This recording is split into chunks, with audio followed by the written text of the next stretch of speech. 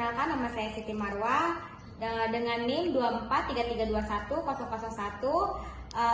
Saya akan mengerjakan tugas dari dosen kita yang bernama Rohiatul Zana SST MKes. Baik, di sini saya akan menjelaskan 3 bagian. Di sini ada proses anatomi panggul wanita, dan yang kedua ada proses persalinan normal, yang ketiga ada anatomi pada tulang kepala bayi. Baik, di sini saya akan menjelaskan tentang anatomi pada tulang wanita. Di sini ada terbagi menjadi 2 bagian anatomi. Di sini ada bagian tulang keras dan tulang lunak. Lalu di sini ada tulang keras terdiri dari 3 bagian. Yang pertama ada tulang panggul, yang kedua ada sakrum atau 5 ruas, yang ketiga ada koksigis atau tulang ekor. Kemudian untuk coach di bagian menjadi 3 bagian. Yang pertama ada ilium atau tulang lunak, ada 2 buah. Ada ischium atau tulang duduk sebelah sini, 2 buah juga. Dan yang ketiga ada tulang pubis, 2 buah. Tulang panggul terdiri dari 3 buah bidang. Yang pertama atas panggul terdiri dari 3 bagian. Yang pertama ada promontorium, yang kedua linea inomata atau lingkar atas panggul, dan juga pinggir atas simfisis. Ada pintu atas panggul, ini juga bisa disebut juga dengan istilah inlet sebelah sini. Kemudian yang kedua ada pintu tengah panggul atau PTP, kira-kira berada di spina ischiadica sebelah sini ya, yang dinamakan dengan pintu tengah panggul, ataupun PTP yang disebut dengan istilah midlet. Nah, selanjutnya yang ketiga ada pintu bawah panggul, terdiri dari simfisis pubis yang dihubungkan oleh arcus pubis atau bisa disebut juga dengan outlet. Selanjutnya ada tulang lunak yang terdiri dari 3 bagian. Yang pertama ada articulatio sacroiliaca. Dia menghubungkan antara 2 buah tulang ilium dan juga 2 buah sakrum. Yang kedua ada articulatio sebelah sini ya, sacrococcygeus. Dia menghubungkan antara tulang sakrum dan juga tulang koksigis ataupun tulang ekor. Dan yang ketiga ada simfisis pubis yang menghubungkan antara kedua tulang pubis sebelah sini. Selanjutnya di sini saya akan menjelaskan tentang tengkorak anatomi pada bayi. Ini di sini ada kepala bayi, yang di bawah ini ada mandibula atau tulang rahang bawah. Ya, yang kedua ada maksila atau tulang rahang atas. Yang ketiga ada nasalis atau tulang, bisa disebut tulang hidung. Yang keempat ada zigomatik atau tulang pipi. Ini ya. Yang kelima ada temporal pelipis. Temporal pelipis yang kelima. Yang keenam ada frontal atau tulang dahi. Yang ketujuh ada parietal atau bisa disebut juga dengan tulang ubun-ubun. Nah, yang terakhir ada di sini ada occipital atau tulang belakang bayi ya guys ya. Oke, baik. Di kepala bayi ini ada penghubung yaitu tulang skura. Lanjut, di sini ada frontalis yang menghubungkan antara kanan dan kiri. Ada tulang coronalis yang menghubungkan antara frontal dan parietal di antara keduanya, kanan dan kiri. Ada sagittalis, ada parietal kanan dan kiri. Yang ketiga ada lambiode, sutura yang menghubungkan occipital dan parietal.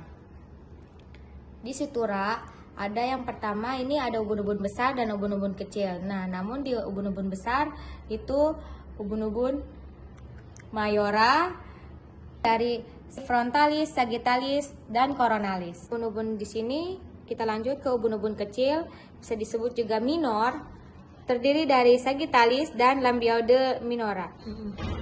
Lanjut, di sini yang terakhir saya akan menjelaskan persalinan normal pada ibu hamil dengan usia kehamilan 37 minggu atau sesudah eterem, maka akan terjadinya adjustment masuknya kepala. Baik, lanjut saja Ke dalam pintu atas panggul. Nah, pada saat ini, apabila ibu ada tanda-tanda persalinan, seperti his yang makin kuat dan teratur, dengan frekuensi 3 kali 10 menit selama 45 detik. Nah, pada penurunan kepala bayi ini, maka akan terjadi penurunan kepala bayi. yang dinamakan dengan descendens.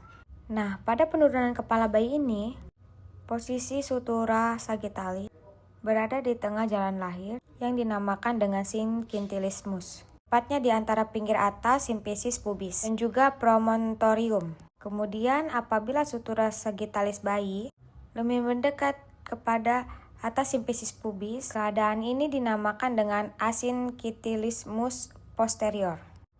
Tetapi apabila sutura sagittalis ini lebih mendekat di promontorium, maka kondisi ini dinamakan dengan quintilismus anterior.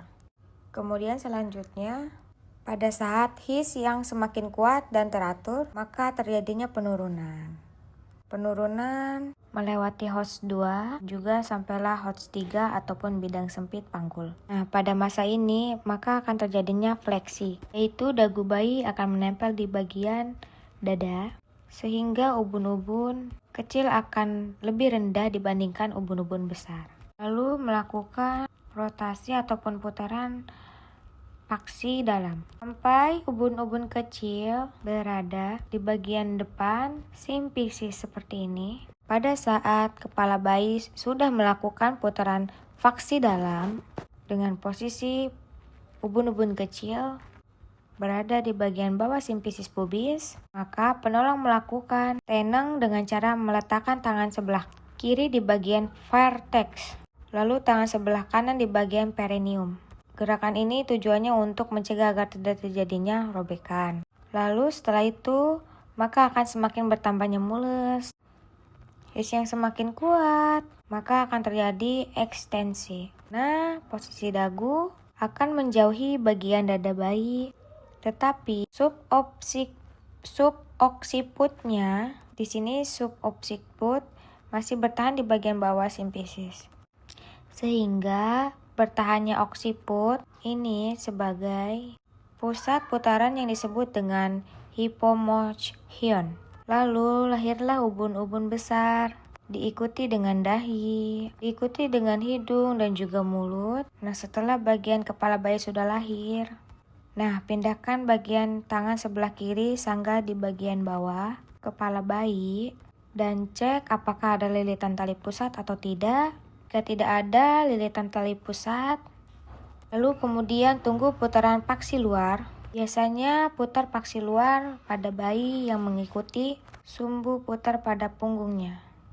Apabila punggungnya sebelah kiri, maka dia akan memutar sebelah kanan, seperti ini. Putaran paksi luar, lalu letakkan tangan secara bipariental, seperti ini, dan mulai langkah ekspulsi atau melahirkan bahu, yaitu tarik ke bawah untuk melahirkan bahu atas, tarik ke atas untuk melahirkan bahu bawah, lalu kemudian pindahkan tangan sebelah kanan, kemudian sanggah dan susun, lalu lahirlah bayi. Baik, lahirlah bayi dengan selamat. Baik, terima kasih. Kurang dan lebihnya mohon maaf. Wassalamualaikum warahmatullahi wabarakatuh.